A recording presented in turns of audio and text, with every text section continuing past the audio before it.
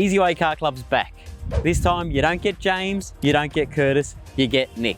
And I'm showing you the Toyota HiLux. James, you'll be proud. I've driven it on some dirt, I've parked it on some grass. I don't have a tent next to it, I'm not at the local footy, and I'm not washing it, which are the things that you do with a car like this on the grass. I'm going to tell you what I like about it though. I like the bling. Chrome, chrome, chrome, and more chrome. Of course, wheels. I like these. Toyota have done a nice job giving them a little bit of an upgrade to the previous model. For the short people like me, you can get into it nice and easily using the side steps here, and it also makes getting kids in the back a lot easier as well. Privacy glass keeps you nice and hidden in the back, and of course you can always tint those front windows just to keep it all looking nice and smooth. What I like about the HiLux is it doesn't skimp on anything because it is an SUV or a four-wheel drive or a pickup truck or whatever you want to call it, James. You've got parking sensors all around. You've got a nice big tub, which that's what I think that's called back there. If I hear tub, I think of a bath. And this one here has been fitted with a tow bar, and you can tow 3.5 ton braked without a problem at all.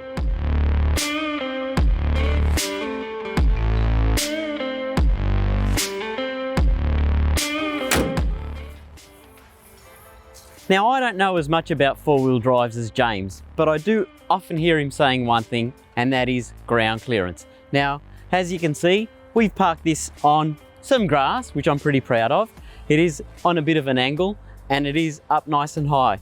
But we've got a fair bit of clearance here, and you'll notice that we've got a fair bit of clearance in the front. Now, if I was James, I'd tell you all about that, but as far as I'm concerned, that's all you need to know. You can park it on grass, it sits nice and high, and you can get in and out of those areas that are going to be a little bit trickier in your family SUV, which is one thing this HiLux is really finding a home.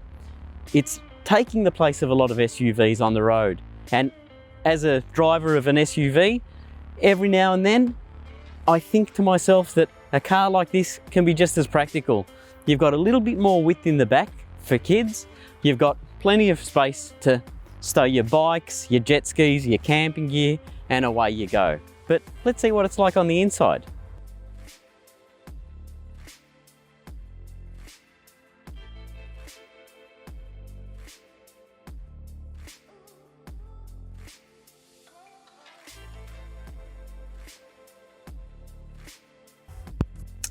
We're in the HiLux. Keyless entry, keyless start. Let's go.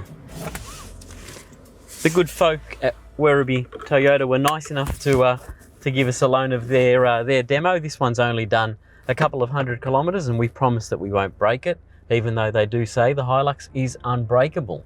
First impressions, I like what I see. You've got a digital dash, you've got all the safety features that you'd expect to see in a Toyota. You've got your infotainment system here, which has got nav, access to Apple CarPlay, Android Auto, and all the other good bits. It's got climate control, a little bit criticised on the HiLux because it's not actually a dual zone system, but I mean, you can't complain when it's 50 degrees out there and you can set it to a nice comfortable 20 in here. But let's see what we think of it on the road.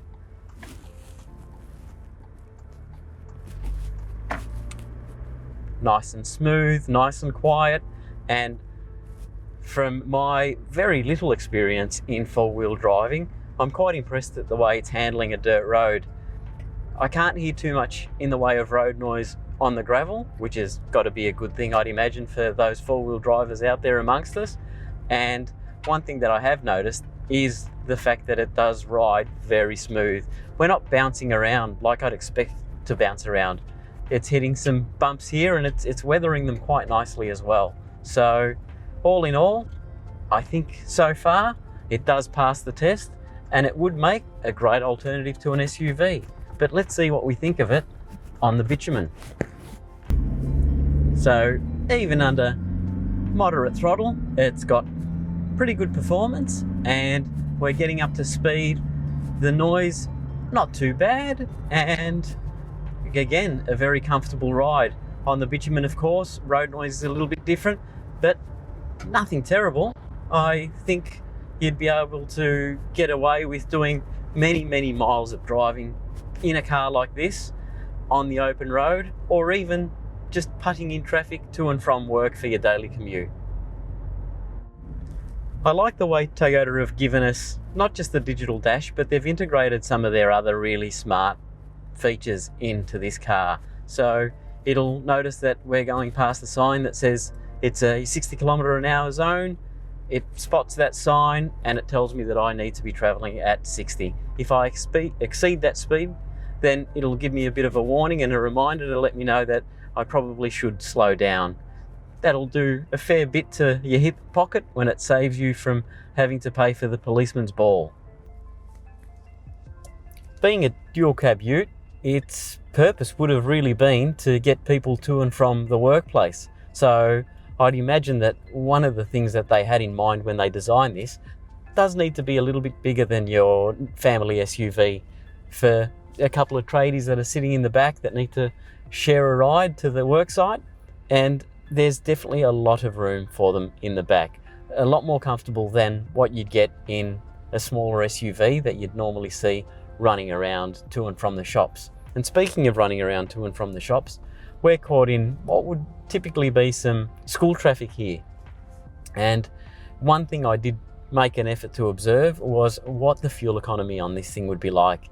And according to the sticker and according to most of the reviews that are out there, you'd be able to return around about 7.9 litres per 100 kilometres in a combined cycle, 9.4 in an urban cycle, and 7 litres if you're out on the freeway. So that's pretty good going for a car of this size. So a good little safety feature in most modern cars, and one that we've come to expect, is the reverse camera. So you pop it into reverse, you've got your little lines to help guide you in, and away you go. You make the relevant head checks, and let's see if we miss the spot, what happens.